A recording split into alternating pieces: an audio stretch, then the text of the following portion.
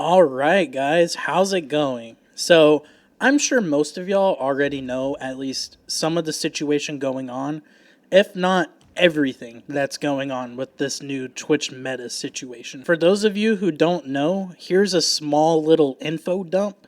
So, for probably, I don't know, man, at least like 5 or more years ago when streaming was starting to become more mainstream, we saw the first e-girl meta, which was the hot tub streams.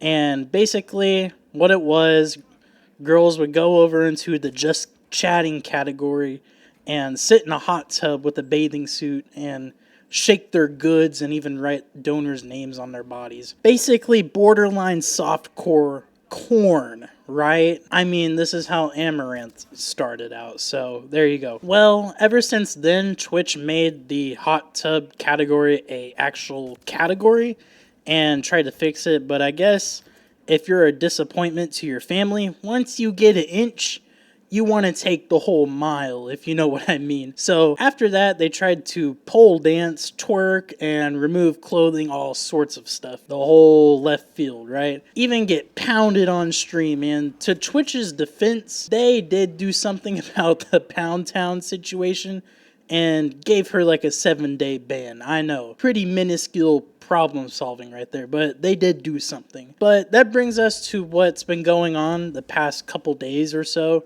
and mainly what happened 2 days ago. So this streamer by the name of Morgpie went viral for a clip of her stream that was taken, and I'm gonna go ahead and try and play this thing, but I'll probably have to zoom in quite a bit. But just imagine this girl being literally topless and the camera is like a millimeter away from showing some hooters. I feel What is this meta? and also like anxious today. You know what I mean? Titan, thank you for the tier 3. Thank you. I just want to relax today, so I don't really have any like sub goals or anything like that.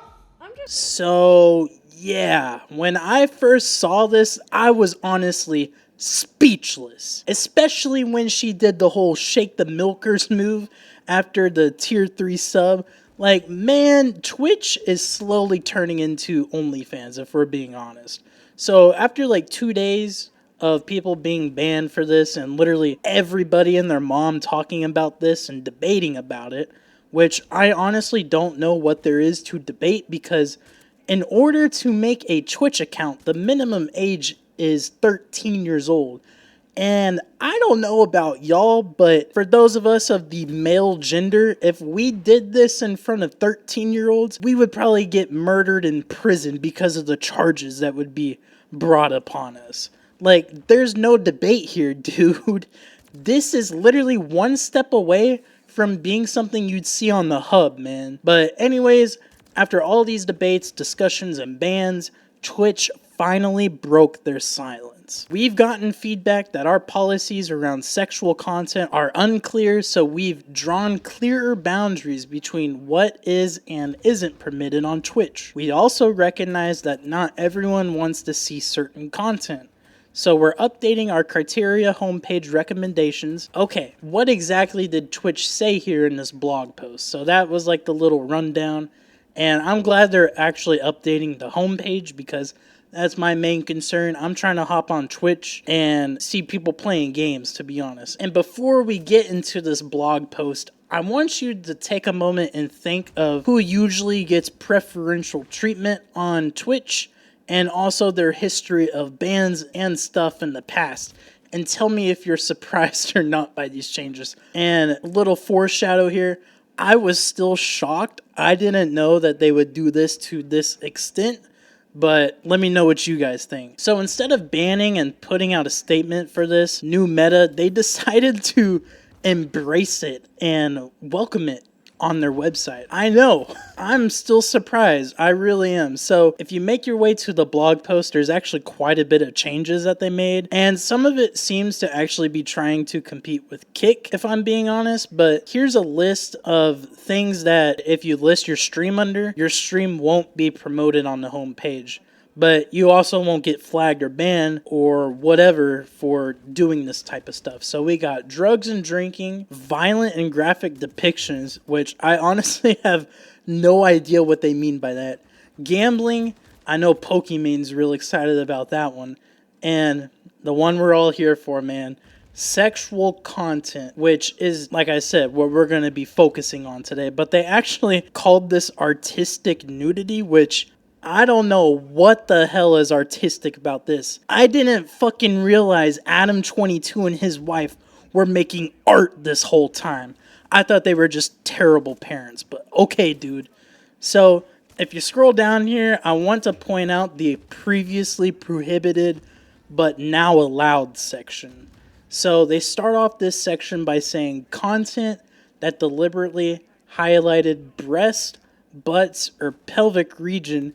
Even when fully clothed, streamers found it difficult to determine what was prohibited and what was allowed, and often evaluating whether or not a stream violated this portion of the policy was subjective. In addition, the former sexually suggestive content policy was out of line with industry standards and resulted in female presenting streamers being disproportionately penalized. Man, that last sentence right there is really icing on the cake. I mean, it pretty much tells us everything we need to know. I could stop right here and the conclusion will come to fruition for y'all. Like, for real, man, I'm being honest. Like, Twitch, of course more women are being penalized than men because there's little to no guys doing this.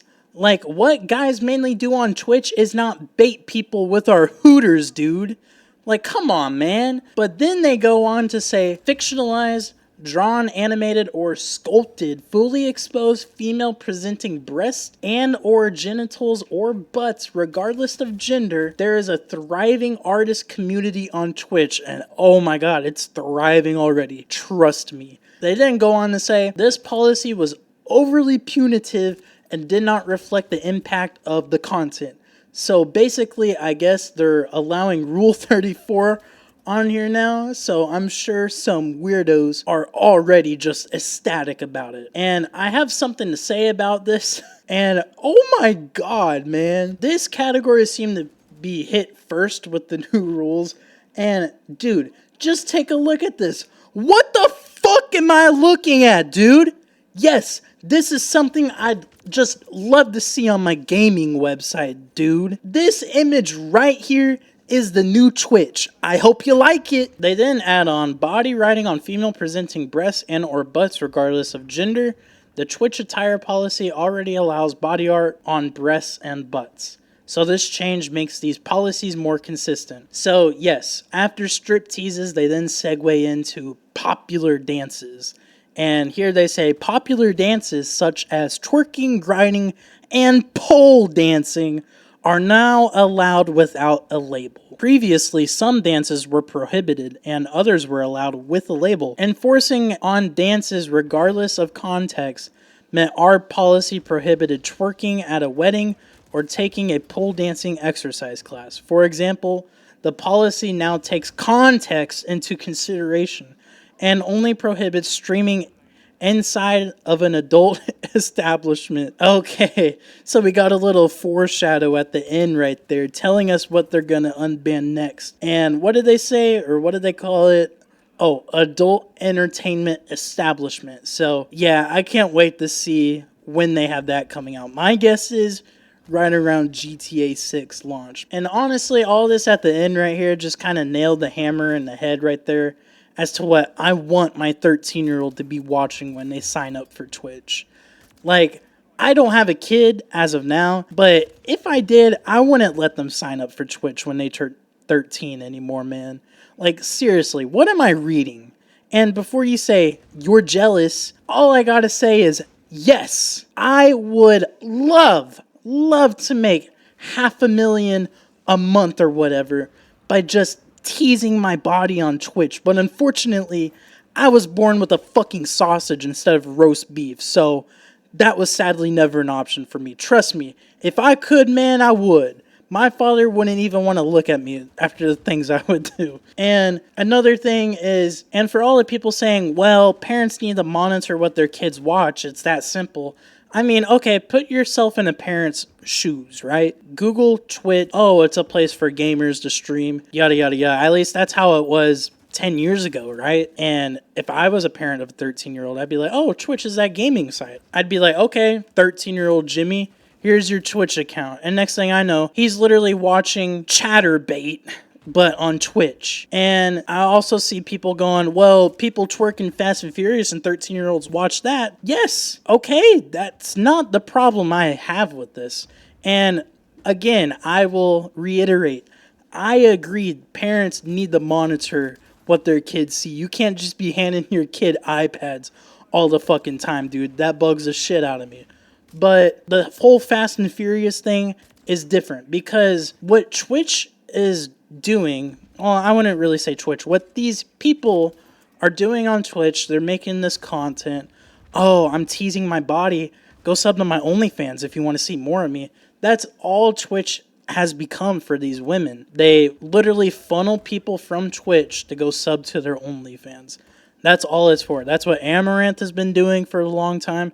She's not on Twitch anymore, but she's doing the same exact fucking thing on Kick. And yeah, that's my issue with it. Twitch has always been gaming first, and now it's a place for thoughts, degenerates, then gamers, in that order. So it's not what it used to be, unfortunately. And trust me, if I had a kid who is 13, like I said, I wouldn't allow them to watch Twitch. So what are some things that we can do as just common folk? If any of y'all are parents, just monitor what your kids are watching. Hell, even don't allow them to watch Twitch until things get better. Or if things get better. Because, you know, your kids can say, oh, they're watching Twitch. And you're probably thinking, oh, they're watching Dog Disrespect or someone.